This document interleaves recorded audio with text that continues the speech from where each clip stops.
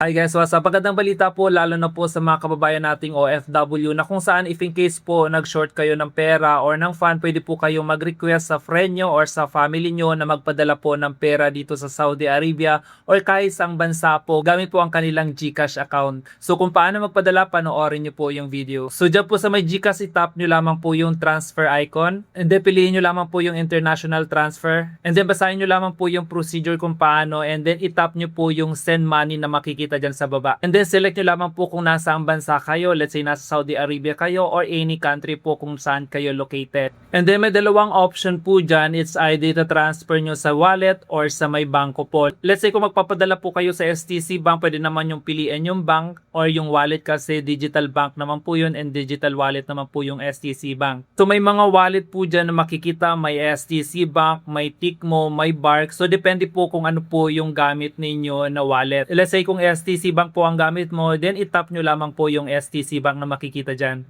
And then ilagay lamang po yung amount in peso kung magkano yung ipapadala nila sa STC Bank po ninyo or sa wallet po ninyo.